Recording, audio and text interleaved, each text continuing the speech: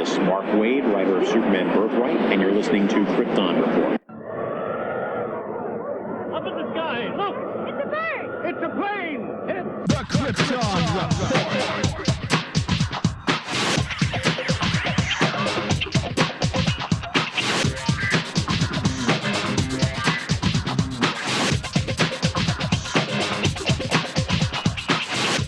I am your host, Tyler, and welcome to Krypton Report, a podcast dedicated to all things Superman, Supergirl. We're going to look at the Supergirl TV series, as well as the Krypton TV series, anything that has to do with the characters in their world. Comics, movies, TV shows. We will talk about everything and anything. We are part of the Southgate Media Group podcasting network. You can find us on Instagram, Twitter, Facebook at Krypton Report. You can also email us at kryptonreportpod@gmail.com. If you get a chance to go over to iTunes, Apple Podcast, please leave us a review to help us get better. You can find me personal at JTYPatrick on Twitter and everything else. It is I, Tyler, and today I have a special guest. You're like, who is that guest? Is it Phil? No, it's not Phil. It's a new man that I met through the podcast, Mr. James Cole. How are you doing today, James? Oh, I'm good. I'm very good. I'm excited to be here. You know, talking to you about Superman. This is really fun. This is my first podcast. James and I have just been chit-chatting on Facebook and talking podcasts, and he reminds me of me a couple years ago, learning Skype, just wanting to get into talking with people who have similar interests and obsessions. I mean, you could call it an obsession. I sure do. Pretty much. It definitely becomes that with movies and comics and everything else. I mean, we're in just such a golden age. I mean, I was sitting here just thinking back, like this time last year, I was so excited for Supergirl Season 2 just because, not only because I love the show, but I got that preview and it showed Superman like just running down the alley, shirt ripped, jump in the air. And I was like, oh my gosh, I get another Superman in 2016. Right. So how about, tell us a little bit about your, for lack of super history. Like, where does your fandom come from? I'm sorry, what was that? I kind of have a... Oh, you're fine. Oh, okay. Tell us about your super history. Oh, yeah, I kind of got a little cutting out here. But yeah, I mean, I've been a Superman fan ever since I can remember. I mean, I've always, I'm a big movie person, so honestly, I read a lot more comics now than I ever did when I was younger, because I can at least once in a while. Yeah, and I think, I always say, like, they're a little bit more accessible, because I know, like, when I was younger, there was, like, one comic book shop, and then there was, like, the grocery store comic thing, and then the comic book shop closed. So it was like harder to try to find, well, where do I get my comics? Where do I go? Now right. I know how to Google it. Yeah, there's a few good.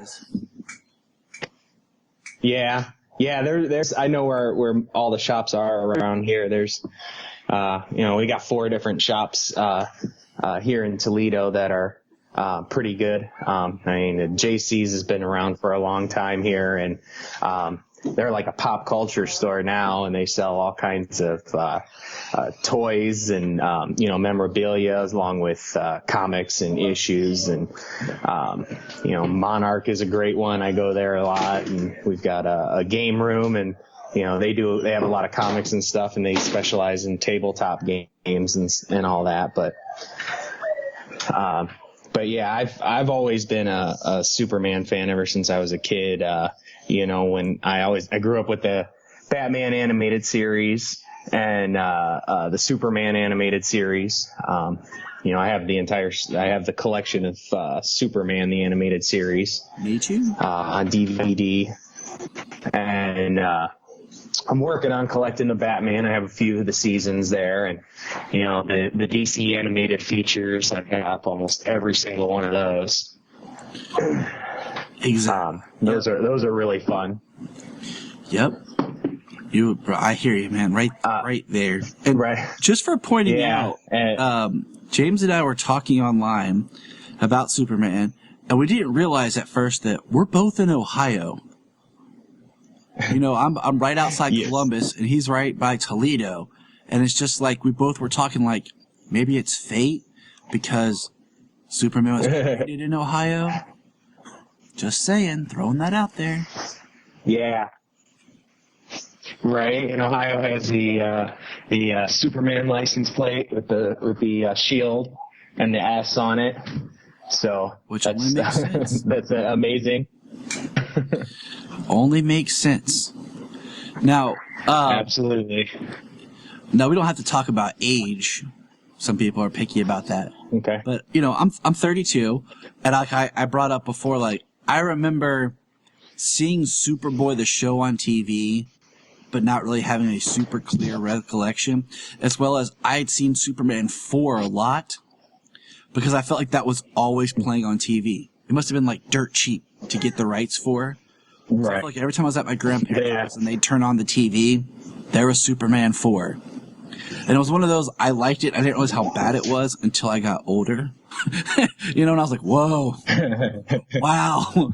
Yeah. I mean, it has a good message, and he really wanted to, send it across with it, but it definitely had a lot of pitfalls in the making, and when it came out, it is definitely the worst one.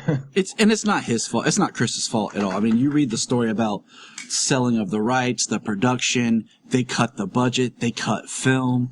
They wanted to try to do it as Superman 4 and 5. But I think there's a lot of good elements in that film that I think would be fun to see explored again. Just the quote-unquote hot business lady who actually is attracted to Clark compared to Superman.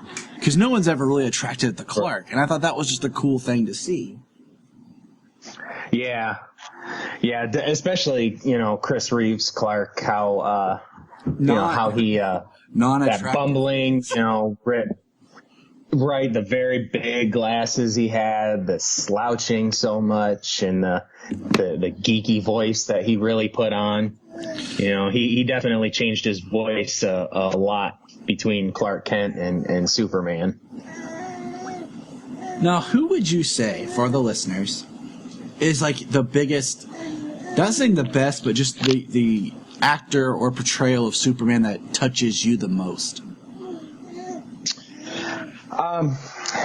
That's a little tough there. I grew up watching Lois and Clark. So there's a big spot there for Dean Cain, which I hope he's in Supergirl season 3. Me too. Definitely. I was really bummed we didn't get a shot of Jeremiah showing up to help Supergirl fight Rhea, just so we could see Terry and Dean together. Yeah, that was a big missed opportunity, just to have them share the screen, and it didn't even have to be much, but yeah, I think they missed something there about him not being there. They were in the same episode, but they didn't share any screen time. It's heartbreaking. Right. And then when I was young, like I said, I watched Adventures of Superman, and then I grew up watching Smallville. I mean, I'm 32 as well. I just turned 32 not even a month ago. And I feel like that, for people in our little bracket right there, is how it is. Like, we were kids, we had Chris on TV, even if it was Superman 4, and whatever, like if and then we had Dean, and that was exciting, but our formative years being teenagers and getting the teenage Clark. I mean, I told Jania, my wife, I was like, I started watching Smallville when I was in high school. I graduated high school, dilly-dallied around, went to college. And Clark graduated high school.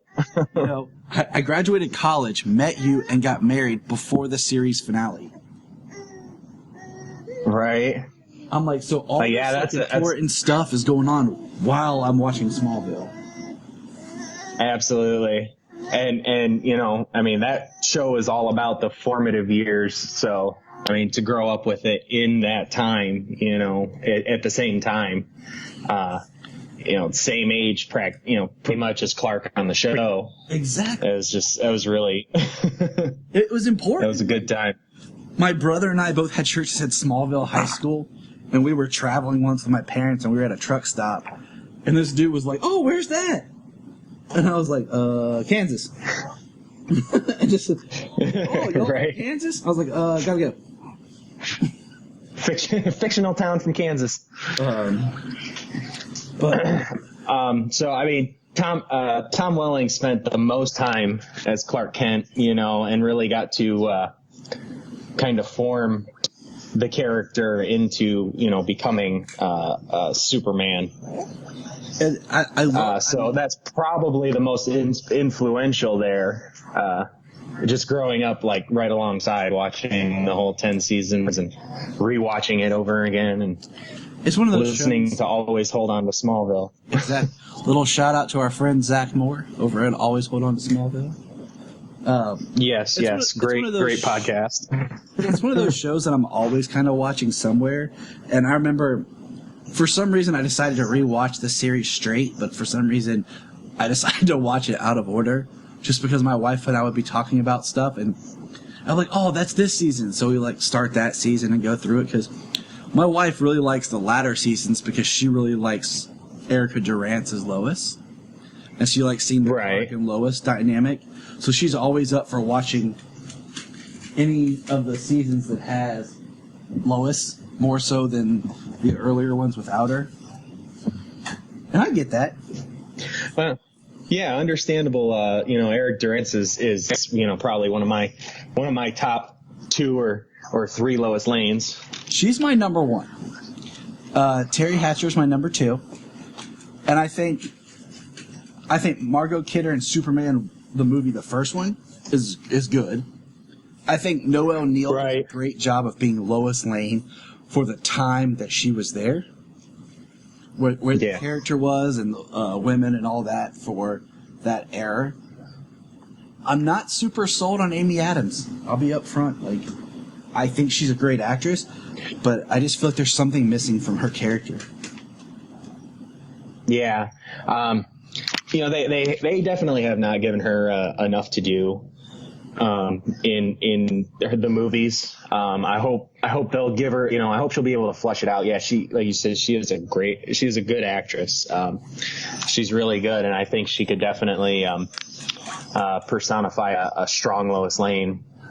Perhaps not as strong as Erica Durance, but she had more time to be Lois Lane, more time to plus with the TV, different episodes, she had to be strong. She had to fight people. They had to personify the army brat growing up, and there was a lot that Erica got to do. And then I think it's kind of almost unfair, but at the same time, I don't like Kate Bosworth at all as Lois Lane. I don't buy her as Lois at all. But yeah, that's a no. She didn't quite strike. Yeah, she didn't quite strike me. There's a lot of elements, to Superman Returns that you enjoy. I mean, they tried to bring Christopher Reeve's Superman to present day, and I mean, the movie was all nostalgia, and the cinematography was beautiful. Yes.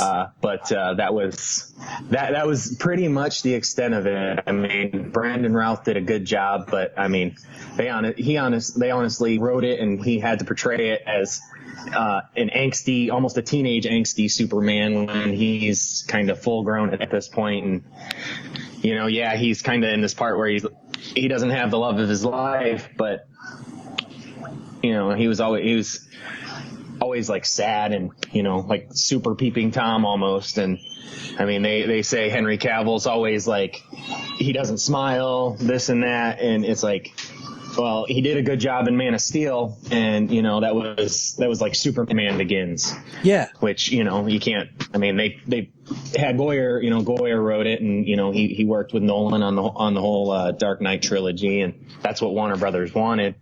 And I've said this multiple times on this podcast and others. If you study and go back, Man of Steel was not written and not made to be the launch of a DC connective universe. It wasn't. Yeah. Technically, they had originally wanted Green Lantern to be their kickoff, but they tweaked things out of that and kind of held off on it. But Man of Steel was not set to be the start of the DC EU. And people argue, there's the Wayne satellite. I'm like, that's in post-production with a computer, bro. You could put that in there anytime. Yeah. But if you really... Yeah, and that's just to, show that... sorry, go ahead. No, I was saying, if you look at story structure and little things, like simple things, like how much better of a film would Colonel Hardy had been if he was actually Hank Henshaw?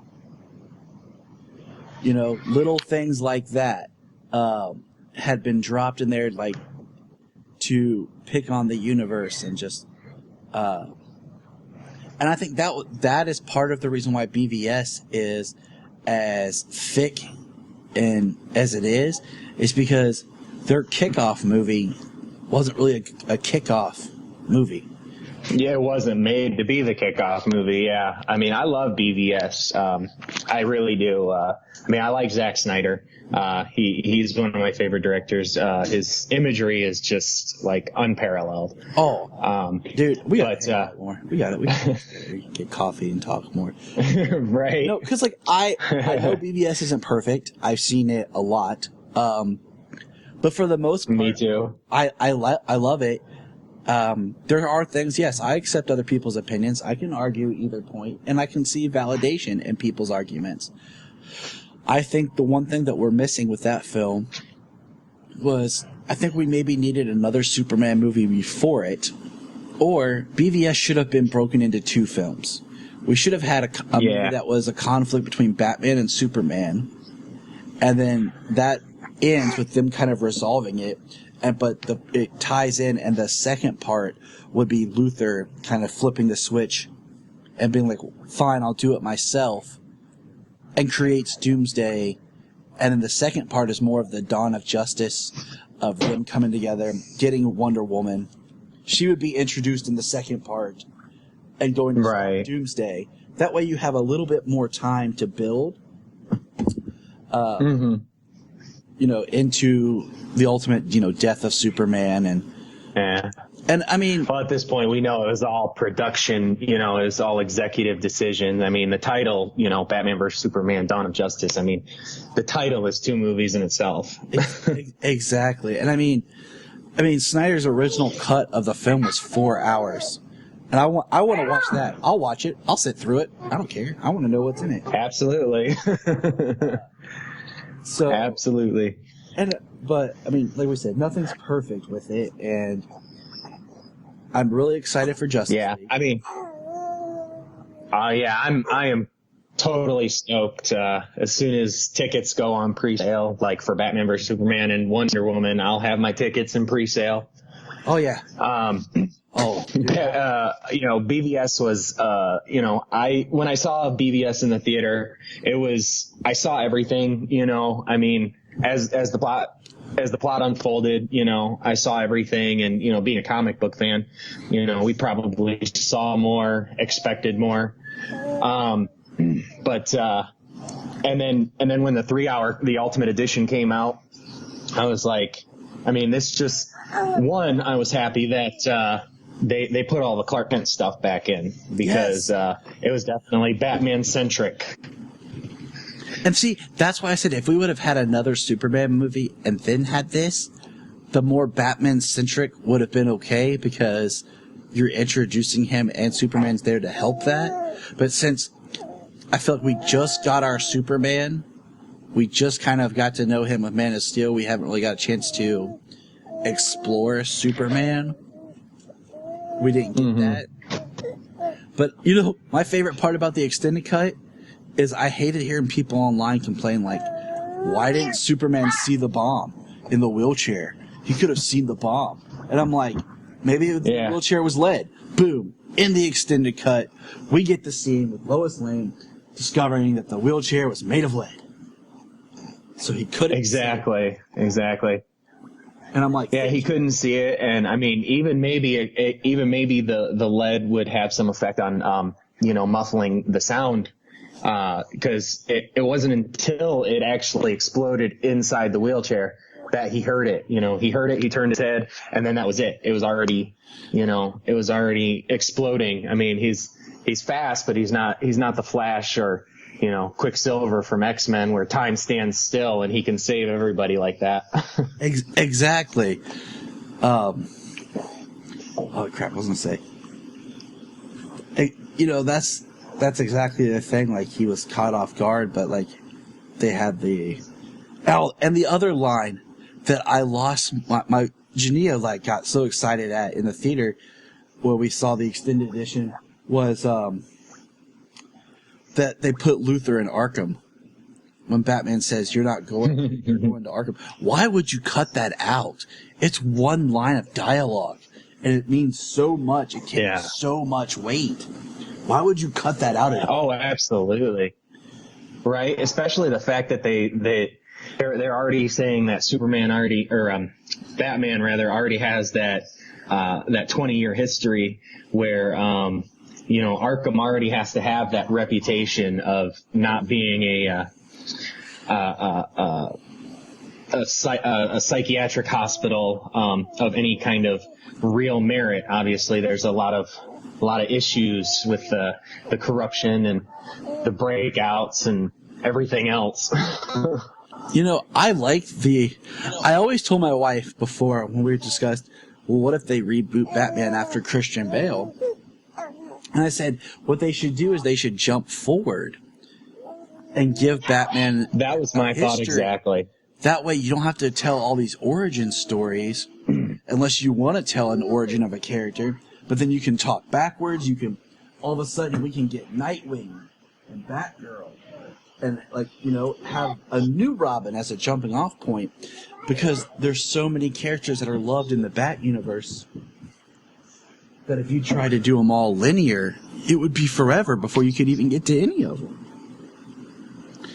Exactly. I mean, Batman's already got, Batman sells, everybody knows that Batman sells. And I mean, they oversaturate him at this point, big time. Batman sells, and he's got such a rich history, the Bat family. Nightwing's great, and, interested in the movie coming out, but I'm definitely, interested in the, Titans show. That they're going to have on the DC streaming service next year. Well, it's one of those, do you remember when they had the behind the scenes that was supposed to be Batman at Dick Grayson's grave in BVS that obviously was cut? Yeah. So is that, I'm interested, obviously they showed the Robin costume and Joker killing a Robin. And I was wondering if they were going to do that as more of is it one Robin and he got killed, or was it going to be more comic book, and was it going to be Jason Todd who got killed? Obviously, that would be more comic central, comic related. I would hope that. And that would definitely be Todd, or with Robin and even Flash characters, sometimes they'll make amalgam characters where they'll mix certain things from different ones into one character. Right. And so I would prefer them to make it maybe just a straight Jason Todd, or even it was Tim Drake. I'd be okay with that, just because I want to get my Nightwing movie. And the problem is everybody really likes Tim Drake as Robin, but modern people are getting used to the idea of Damian Wayne as Robin, and that's a whole story movie arc in itself. Absolutely. But what do you think of Cavill just in general as Superman? And then what you're saying? Okay. Yeah, I mean, there's a lot to go on right now. Could talk for hours here. Yes. Well, Cavill, he's a great actor. I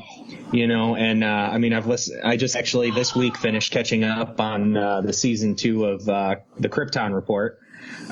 Your wife had mentioned how much he acts with his eyes, which really shone through in Man of Steel. It was just with that look to Lois Lane, and she just kind of calmed down and put her trust in him at that moment, you know.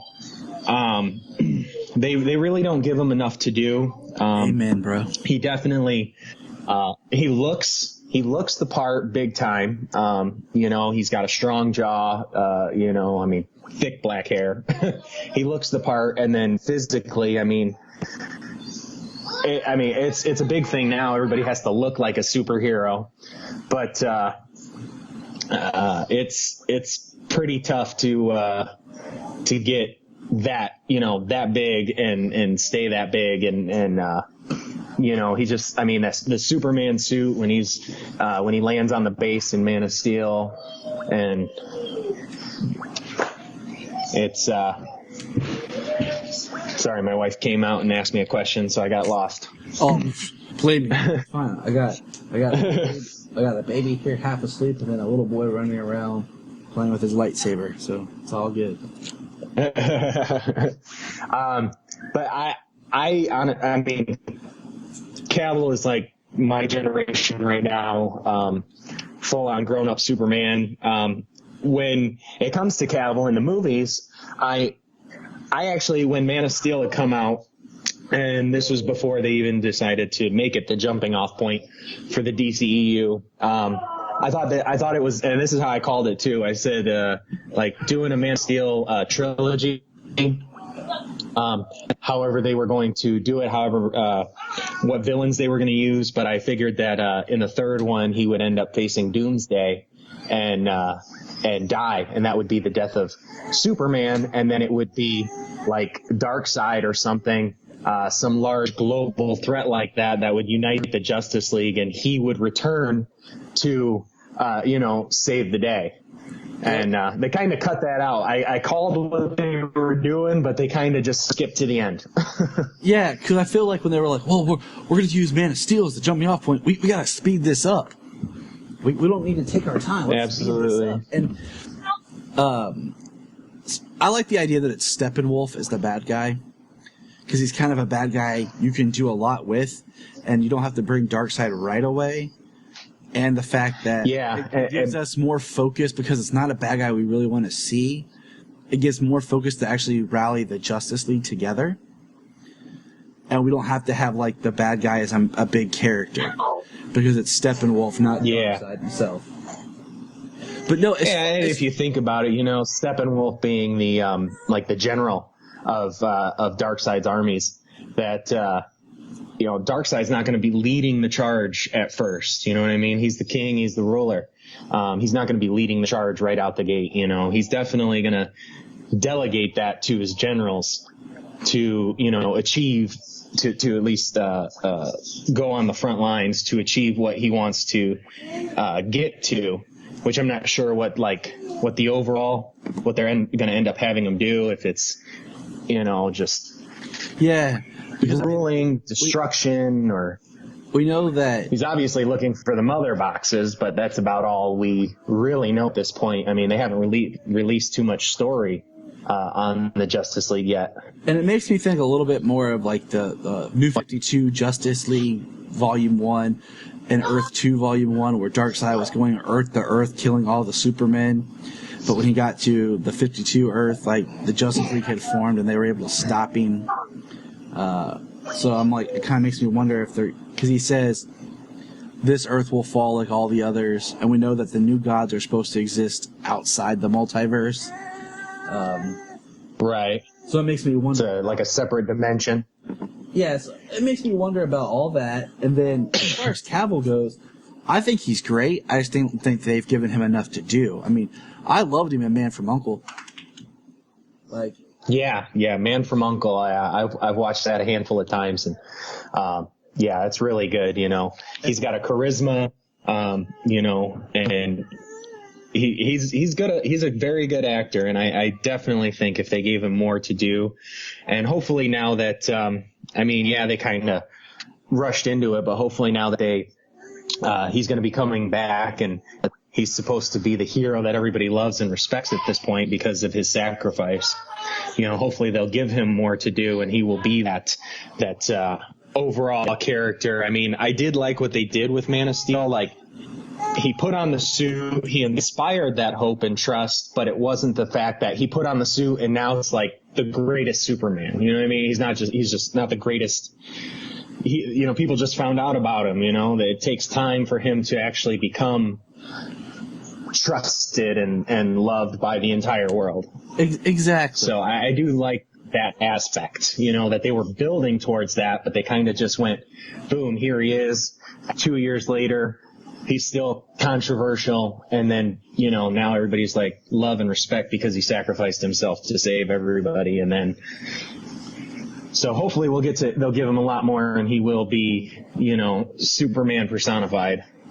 And that's why I can't wait. I mean, it's there. He has the ability. Like, I remember when the Immortals came out, like, my big selling point for wanting to go see it was because it had Henry Cavill, who I had never really seen before. And I was like, I didn't realize I had seen him in Stardust and Count of Monte Cristo. But, like, when he was in Immortals, it's like, I went to see it, and I remember we're sitting there in the theater, and we're watching it, and I turned to my wife like, he's going to do great. And she's like, what? I'm like, as Superman, like, he's going to be awesome. Like, I approve. Right. Like, I got more excited for Man of Steel just because I was watching him as Theseus. Like, yeah, I'm like... Yes, Immortal's great, and we love that. Me and my wife, we both love that movie, and Henry Cavill credits his training to be Theseus, to becoming Superman, to stepping it up to actually physically personifying Superman. All right, we're going to keep moving along because I feel like you and I could be here forever. Quick, we're gonna just talking about the DCEU before we get to anything else. Yeah, we're gonna hold off because I want to break up that conversation over a little bit of time because I have more ideas to discuss. And since this is your first episode, okay, what did you think of Tyler Hoechlin's portrayal of Superman on Supergirl? He did really good. He was really good as both Clark Kent and as Superman. The scene where he lands in the DEO with her and everybody's, shaking his hand. They all stand up to him and, he's, I'm proud of the work, I'm thankful of the work you guys do. You guys are the real heroes, because even though he's so powerful and such a great threat, you know what I mean? As Superman, he still relies on the system. Yeah. And, he did a really good job showing that. And I think, to me, he feels exactly like the kind of more modern Christopher Reeve, Dean Cain type. Because I feel like Dean Cain had a different kind of Clark, and his Clark's a little bit more in that vein. But his Superman's more of a Christopher Reeve style for now. And I really enjoyed his portrayal. Right. What was it, how many episodes? Only a few episodes in of Lois and Clark where, Superman, he goes to the courtroom and, he doesn't want to, because Lex is, increasing the temperature that whole episode. They believe that Superman's activity is drawing more sun energy to Metropolis and heating it up. Yeah. But he goes in front of the courts, he allows himself to be arrested, put on the, it's that exact same thing that he did with, that Tyler Hoechlin did, with his Superman. And, his Clark Kent was really good too. I mean, the stumbling, what is it, gee golly, he says to Perry White. Yeah, and he's like, Mr. White, Mr. White. I mean, even when he tripped, and she was like, "Oh, you're so good." He was like, "That wasn't an act." like just him. Yeah, exactly. I love. What's really cool about that is, Superman doesn't trip. He's always in control. He always has to be in control of his body. Like they said on Justice League Unlimited on the series finale, he feels like he lives in a world made of cardboard. Dude, that is my favorite quote. Dude, you saying that right now, I have chills. Like when he's fighting Darkseid and he says that, and he goes to the whole, I've always had to hold back, and he just starts punching to, oh my gosh, it's so just, Right. It's one of my favorite Superman scenes of all time. Yeah, but the Tyler Hoechlin said, yeah, I actually did trip. You know, it really makes him seem more human. He's got more of a human aspect to him because he grew up here. He basically, beyond his powers and his genetic structure, he is human. He grew up here. And that's really important to help differentiate him and Kara in this series, particularly where they kind of come because she's more Kryptonian, living human. He's more human, learning of his Kryptonian heritage as he goes. And that he's more human. Grew up with these abilities. Yeah, he's more human. But he grew up with these abilities, whereas Kara, she's more Kryptonian, and she has to pretend to be human, and she has to accept these abilities. Now, what do you think of Melissa's portrayal of Supergirl? Well, I'm trying to find some more Supergirl comics and things like that. So honestly, her portrayal is only the second biggest portrayal I've seen besides the animated series where she's in. I know Helen Slater was Supergirl, but I've never seen that film. It's rough. It's rough, bro. It's rough. That's what I've heard. It's rough because they tried to make it more of a fable and like this innocent, fairy tale-ish. If you want to, we did a 2-part podcast for it. And it was back when we were still figuring out a lot of our technical stuff. But there's a podcast called Now Playing that does movie reviews. If you get a chance, pull up their Supergirl. They when they did it, it's a really good. Just if you haven't seen the movie, because it's hard to find. And listen to that. It's really informative, just to kind of help give you some feelings to it. But yeah, it's like you were saying, I didn't really like... Supergirl has a weird history as a character of where they put her, and it seems like every time a version comes out in the where she is in the comics or whatever is different. That's why she was Kara in Z on the animated series instead of Kara as Or-El. Solo turn. Okay. Solo's turn? Solo's turn? You want to wear your mask? I hunted. Last weekend, we went on a hunt because his Batman mask broke. And I eventually, at 9:30 at night, at the third target, we found a Justice League Batman mask and Flash. So I bought him both. Nice. And what's funny is, as much as he loves Batman, he has wore that Flash mask more than any of them. Well, it definitely is more colorful. That might appeal to him. Yeah. Well, But Melissa's Supergirl is excellent. As a really before Wonder Woman here, as the first standout female superheroine, she's excellent. The character development, her making the mistakes in the first season, and even talking with Maggie in the episode in the second season where Alex was kidnapped. There's very good character development. She's gorgeous. We have a poster in our daughter Sayla's room I got on Free Comic Book Day. It was on sale. I have Supergirl, and I have a Wonder Woman poster too. So I'm setting her up for success. Exactly. That's parenting done right. Exactly. I actually just showed my kids and everything the second trailer, or the trailer for the new Batman 66 versus Two-Face Batman versus movie that's coming out.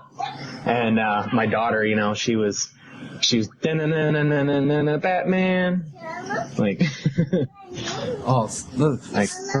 Solo's to be Batman? Come here. Yeah, Solomon loves his dress up and everything.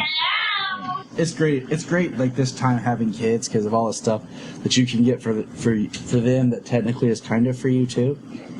Like, babe, Right. I have to get him this special edition limited Batman figure with the matching suit. I have to get it. Like, you don't understand what this kid needs.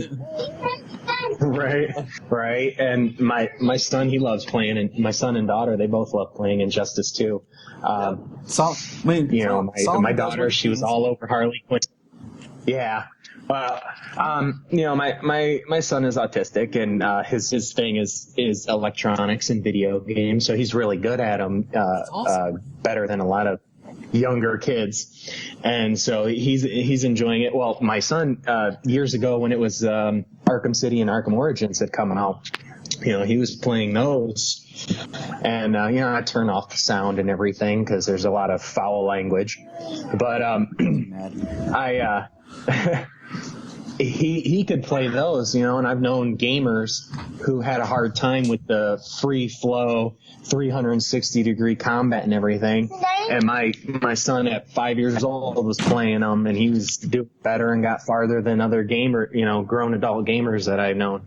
Hi, Mom. Hey, Daddy. What's up, bud? That's really cool when the white goat splits himself into two, right? Okay. He's so cool. He splits himself into two, right?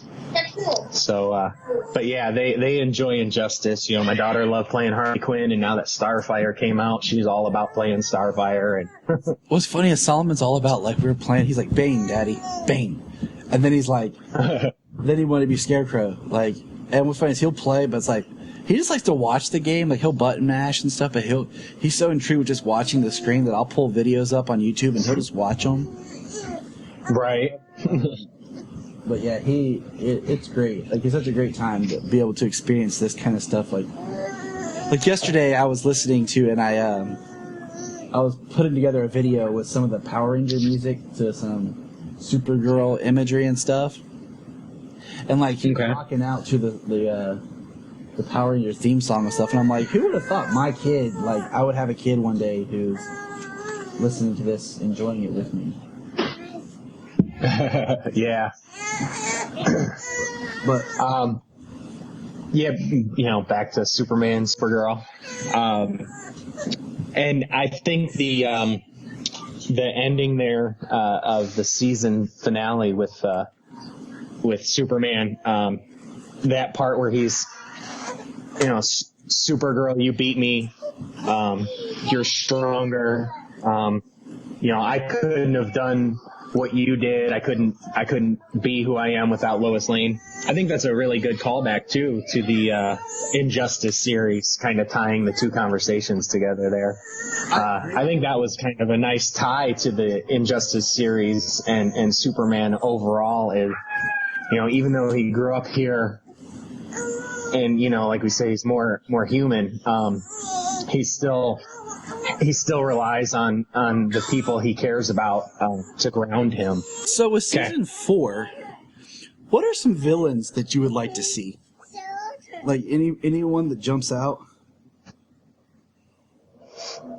Or season 3? For season 3 of Supergirl? Yeah, I said 4. I meant season 3. My bad.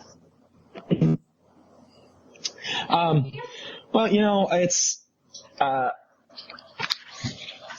I'm not extremely familiar with a whole lot of Supergirl villains on her own. As you've said, she's been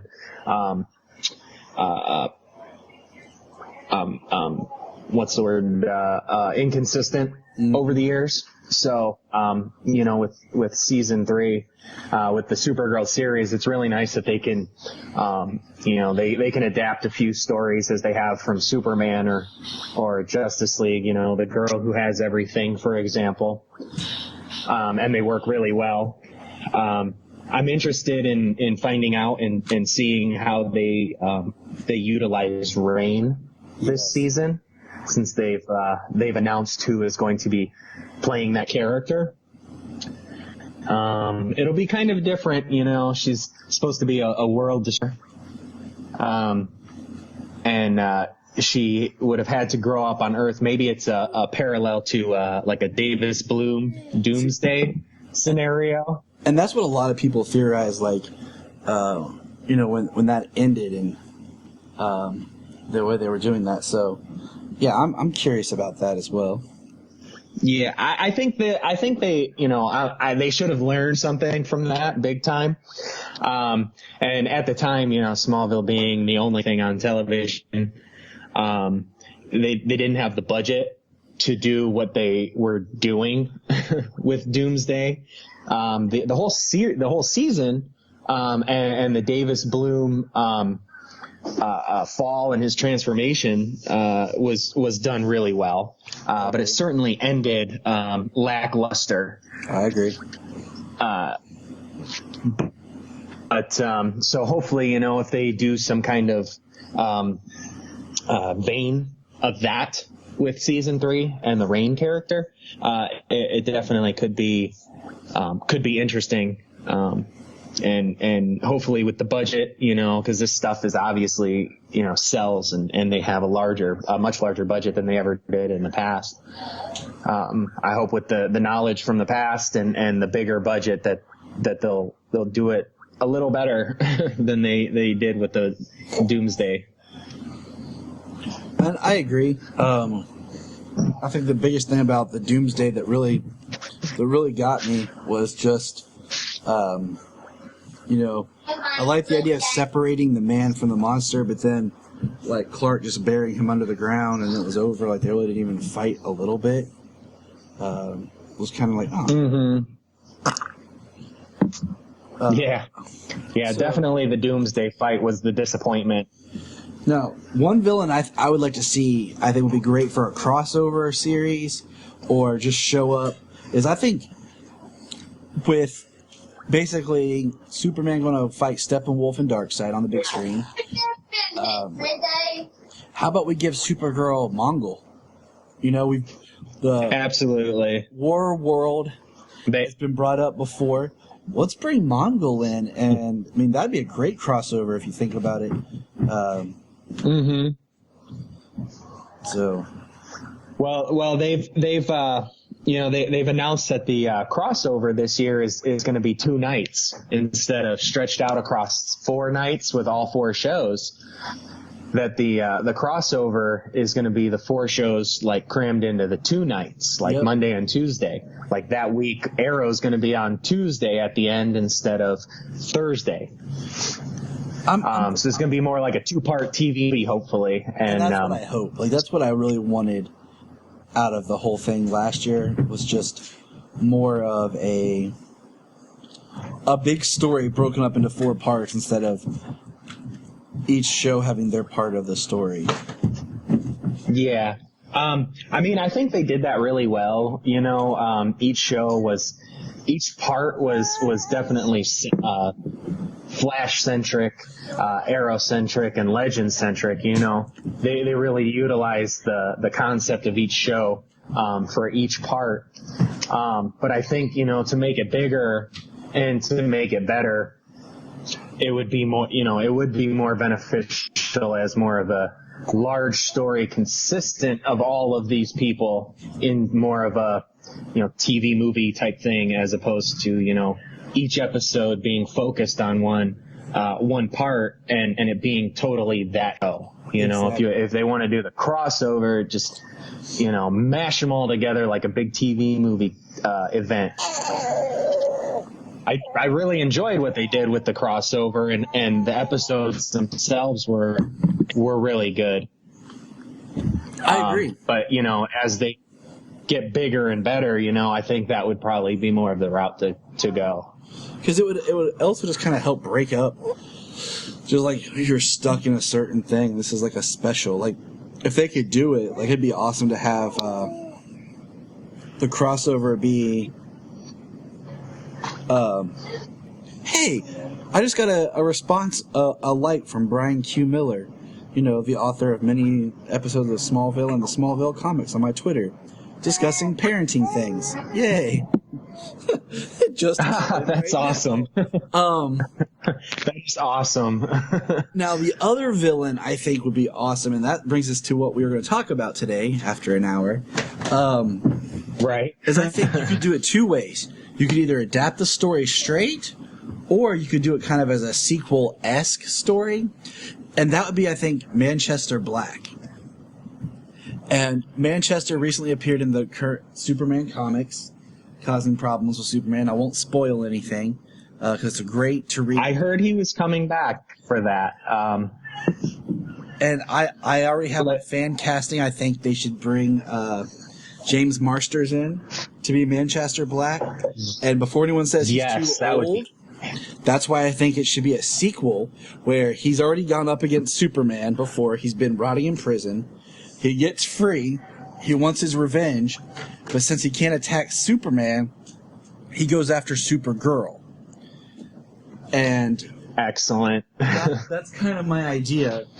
And if you've read, for any of the listeners who've read the recent comics of Superman and know what Manchester's game was, maybe adapt something similar to that.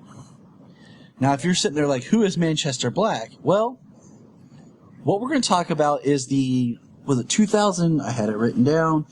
What was it? 2012, I believe it was. Yeah, the year escapes me. I believe it was either 12 or 13. Sounds about right. DC Universe animated film. I'm pretty sure it was 12 because it was the year before Man of Steel. Superman versus the Elite. Now, when this was released at first, I wasn't too thrilled because I wasn't familiar with the source. And I wasn't familiar with the characters other than, of course, Superman. But I wanted to revisit it with my wife and everything and watch it. And upon watching it recently, because of Manchester being back in the comics, I found it to be probably one of my favorite stories and looks at Superman as a character, what he really stands for. Yes. What are your overall thoughts? And it was 2012. I just looked it up real quick. It was 2012. I just looked real quick. But as a character, it's very good. Manchester and the Elite there, their end goal is the same, peace, but to them the ends justify the means. If they can kill some people to bring about that peace, they're okay, totally okay with that. And Superman, their will. Superman's not. Exactly, forcing their will upon people, and that's something Superman won't do. I think it's if you're a Superman fan or just like, even if you're a fan of, say, anti-hero type characters, Lobo, Punisher, whatever, I'd recommend watching this film because it brings up why Superman won't kill, what that does to you, where do you stop, who is it your decision, who lives, who dies. And it really lets you wrestle with that idea because, like me, I've never been a big fan of like the anti-hero characters. I've always looked up to Superman because I feel like that's more of a character that we need in the real world because of everything, how things are gray, and we need someone who's like, this is what I believe in, this is what I do, and I'm not going to falter from that. Like it's that stable. Yeah, very much so.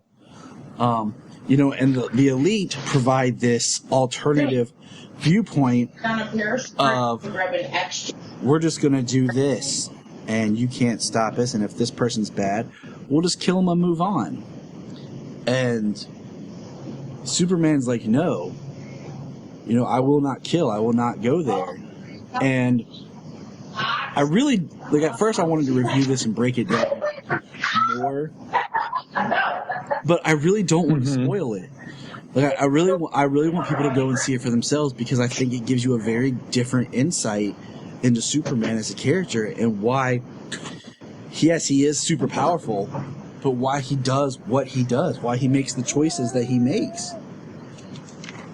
Yeah, why he does what he does, how he does what he does. Absolutely. And trying not to spoil it, but it really goes into that and how it's possible, especially there at the end, the way he does what he does. It's very thematic and very character driven for the character. And it just, it really hits home how important just Superman, for nothing else, his ideology is to people. And that if I don't know about you, but like in my family sometimes, and with my wife as well, we're like more of the peacekeepers. You know, we're always like, let's calm down, Okay. or let's make up, or everybody, like, you know, someone else lose their temper. But that moment that you lose your temper, your family kind of gets scared and starts to freak out because it's like, oh my God, no, calm down, Jania, look, it's okay, don't get angry. You know, it's because when you snap, Right. it instantly instills fear. And I think that's kind of how, like, with Superman with this, is once people see where things can go, they're like, oh my God, what have we done? Like, what is this now? Yeah, forces people to step back and actually look at what they're doing and look at what's going on, as opposed to letting that emotion drive them. You know, there's definitely more thought and control behind it. I did want to bring up real quick, because I actually am reading right now. I just started the story that Superman versus the Elite is based on. And I'm pulling it up right now. I bought it on Kindle because I found it because it was only $1.99. Okay. And I'm not usually a huge digital comics person, Yeah, but it is. me as well. I'd rather have the physical book in hand, but sometimes some of these older ones like this are hard to find. And if I just want to read it, I'll buy it on Kindle, and if I find the book, I'll buy it. But it's under Superman in Action Comics number 775, and the title of the story is called "What's So Funny About Truth, Justice, and the American Way." So if you're someone who's interested in just reading the comic, and you, that's where you can get that, I know of right away. And I'm sure it's on other digital platforms as well. Yeah. Okay. I'll have to check that out, because that's kind of how a lot of comics have. I mean, for me, I mostly buy trades. I love trades. Not so many issues. I do love trades. I love reading the whole story as a whole. You have to buy, kind of makes me feel a little bad, you have to buy the issues for them to keep writing the stories. But I certainly buy, I like buying the trades. I like buying the collection, reading the whole story in one sitting. I found my way of splitting that is I buy Superman and Action Comics as individual issues, and then like Batman, Flash, Aquaman, Justice League, the other stories I like, I buy in trades. That's kind of my little my happy medium that I've come to. Right. Just because I will certainly buy next year when it comes out the 1000 of Action Comics. Oh, yeah. I'm on it. I'm gonna. I was gonna say, like, real quick, just looking like stuff I've bought in Kindle wise. I bought, I think it was free actually for a while, but I bought Action Comics number 1 because even a reprint of that's not worth much, but they're hard to find. I have the Superman Annual 11, which is where Alan Moore wrote for The Man Who Has Everything. I have Detective Comics 27. So, like, ones that are hard to find, that maybe you can't even find a reprint for, I don't mind buying cheap just because I want to enjoy the story digitally. And if I find them in print, I will buy it. So it's more of those specialized ones that I buy digitally. Yeah. Okay. But jumping back real quick, I do want to hit a couple points. Yes. I know we're going a little long. Okay. With Supergirl Season 3, my first question is to you. They said Mon-El's going to return. Where do you think Mon-El went? What do you think happened to him at the end? Yeah, I'm not sure. The portal looked like a wormhole, like when the Daxamites had invaded Earth. So where he went, that's definitely, I'm not sure where he could have gone, and how he'll come back. I don't think with the way that the lead bomb was described that he couldn't come back to Earth. Will it dissipate and he's able to? Was it like a one-off at this point and eventually come to Earth? That's kind of it's where the writers want to take that. Now, I agree. Like I some people said Phantom Zone, but Which is, what they've said in the comics, because it was more of lead poisoning, Yep. and he couldn't get rid of it, and he had to go to the Phantom Zone where space and time is, kind of non-existent. there's a really good short comic that I'm trying to find if I can find it digitally. It was written by Jeff Johns and Richard Donner, and I think it's called Superman's Older Brother. It's like it's where Mon-El. It was their retelling of Mon-El's origin, just in a real short comic. And it's a great read if you can ever find it. I'm trying to remember. I found it. It was in the front of one of the Superman trades, but I just don't remember which one. But we know we're getting Morgan Edge, played by Adrian Pascar, who was on Heroes. And I think Morgan Edge is a cool character because, like in the comics, he's become more of a media person. And I'm kind of curious where they're going to go with his character, what they're going to do with him, what's going to separate him from just being just an evil businessman. Because you notice how in season 2 there is never, ever a mention of Maxwell Lord. Yeah, he completely just disappeared. Not even a name drop. So I'm curious what they're going to do with Morgan Edge. Yeah, that'll be interesting. That'll be interesting. They've got a lot of freedom with the CW verse and Supergirl, so it'll be interesting to see where they go with Morgan Edge. You were saying where were we going after that? Oh, I was saying, I know that he's going to be up against Lena, and I love Lena.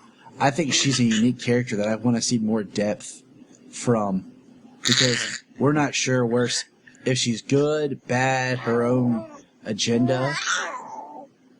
She's kind of just... Yeah, they definitely did that in season 2. Her own agenda is, is she playing a long game with her being really smart? Is she good? Is she bad? They like to keep putting her back into the, she was a good person. She's a standout Luthor. Yep. But it'll be definitely interesting to see where they go with her. At this point, she doesn't know Kara as Supergirl. But Kat does. And is that going to be yeah, and that was kind of a cool thing too, the way they turned it from season 1, Kara and Supergirl are in the same room together, thank you, John. But and then in the end, go do it, Supergirl. So I'm wondering if Cat Grant's going to be a series regular or a guest star again this season. I would prefer it to be like the quote unquote regular, but she's not in every episode. I mean, kind of like Snapper Carr, but he was he just disappeared at the end. Like, no closure for his character out. But I mean, she doesn't have to be in every episode, but I would like to see her more. And we'll see. She was a pretty good driving force and a good inspiration, a good mentor character for Kara in the first season. We missed her in the second season, and but she did a good job mentoring Kara. But it's also nice, when the mentor is able to step back and not always have to be there, and let the character drive herself, learn for herself. We know the other thing about Morgan Edge is he has ties to Intergang, so that's something we look at there. We're also getting Intergang will be nice. Well, because Intergang also had dealt a lot with Superman in the past, so they have a history with the super characters, and that might actually be an interesting dynamic. They went up against Superman before, now it's Supergirl in a different city. With their past experiences, like they just have some insight knowledge into what she can do because they have, gone up against Superman in the past. And let's see, we're going to meet Carl Lumley is coming to play. He was the voice of Martian Manhunter on the Justice League cartoon. He's going to be Martian Man's father. He was announced he's going to appear. I'm going to try to pronounce this name, but Marin Jones. We know how the Martians' names are. And we're going to get... Yeah. A lot of alliteration. Ruby, who's a kid fascinated by Supergirl. We're going to get a villainess named Psy, who is a psychic mind controller. And then the biggest news, bringing this back home, is we have Kara's mother recast, going to be played by Erica Durance. Yes, that's... And that's why I wish Tom would come on. That's exciting. She's coming back. That's why I wish Tom would come back and be Jor-El or Zor-El. That would actually be really cool. He was out of it as he didn't want to. He said he didn't want to come back. He wanted kind of Smallville and Supergirl to be a separate thing. He didn't. He turned it down coming back. Did they offer him the role as Superman or something else just to come in? I definitely think it would be awesome for him to come back as a Jor-El or a Zor-El, having some prior connection, playing a different character. That would be awesome. Just give me one flashback scene, okay, where it's Kara. Kara on Krypton. Yeah, Sayla. I know. She wants it too. Yeah. It's Kara on Krypton, and you see Zor-El come in, or Jor-El with baby Cow. Introducing baby Cow to the family. And then there's, Kara and her mom. Just one scene, real quick. That's all I need. Erica Durance as Allura, and Tom Welling as Jor-El. And that would kind of really call it home, too, to the Smallville episode, where they took It's a Wonderful Life, What's the World Like Without Superman, where he held himself as a baby. Exactly. The other... Go ahead. That would be an amazing flashback scene, and he doesn't have to be there for anything but a minute. Yeah, and everybody would love it. That's what I'm saying. I don't need him to be a long-term character. Come in a flashback because we've never seen Jor-El. So just come in. Yeah. And also, one thing that every version of Superman has never hit on was Jor-El's supposed to look a lot like Kal-El. And they have never got actors to play a young Jor-El that looks like the actor that's playing Kal-El. Yeah, honestly, the closest similarity would have to be Russell Crowe and Henry Cavill. They don't look a whole lot alike, they have some features, but it's mainly, just the dark hair. Yeah, seriously, like Julian Sands in Smallville as a young Jor-El, and I'm just like, what? You look nothing like Clark. Yeah, absolutely nothing. Blonde hair, his sandy blonde hair, his bone structure. They have nothing, nothing in common. But I think we're going to need to put a pin in it right there, because, like we said, we could go on forever, and I've really enjoyed this and just kind of touching on things. I'm always bringing on new listeners and new fans. Sayla calls for me, and we'll have to do this again soon, and we'll this was kind of like an introduction for you to be on here. I'll send you. Maybe we'll stick to a structure next time. You can keep, you can go on all these tangents, just one way or another, off topic so much. And that's cool, because that's sometimes the best way to go. But we talked about Superman versus the Elite. I want to do that in Supergirl Season 3. We're going to try to do something cool live. I'm not sure yet. We're experimenting with Facebook Live for when the show premieres. So we're going to work on that in the future, and Once again, James. I'm not on Twitter or anything yet, but with all this live tweeting for all the shows, I was thinking about doing that so I could participate in the live tweeting of like the season premiere of Supergirl and everything. So, and so obviously we can find you on Facebook. Anywhere else, yes. Like people could reach you if they're like, oh man, let's chat it up some. Well, I mean, right now I'm on Facebook. You can just find me, James Cole, on Facebook. Like I said, I've been interested in getting Twitter to participate in the live tweets and stuff. But I also have an email, havoc3169@gmail.com. I'm a big X-Men fan too, so it's HAVOK, as in Alex Summers Havoc. Oh man, you're ready to pop open our second discussion, because I love Cyclops and the X-Men, but I feel like the films they did great casting, but never did him justice. And then they screwed up the whole summer story. So man, we might have to talk some X-Men. I'm a big DC guy. Superman is my favorite, and DC all the way. I enjoy Marvel, absolutely. I've seen all the movies, obviously, and but X-Men is the way to go in Marvel there. Yeah, we're gonna once again. I believe that we could be here for a long time talking. That's the way to reach me right now. Hopefully I will be expanding and, possibly talking more on podcasts. And so definitely. We're definitely up for having you back here, man. All right. Take it easy. What a great time we had talking with James.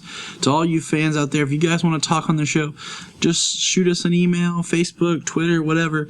And remember, look up in the sky. You can log in to Amazon through Southgate Media. Go to your Amazon account, and any shopping you do, a portion will go to Southgate Media. If you like our podcast and you just want to help out, it's a great way of helping us without having to actually do much of anything other than do what you do, which is just shop on Amazon.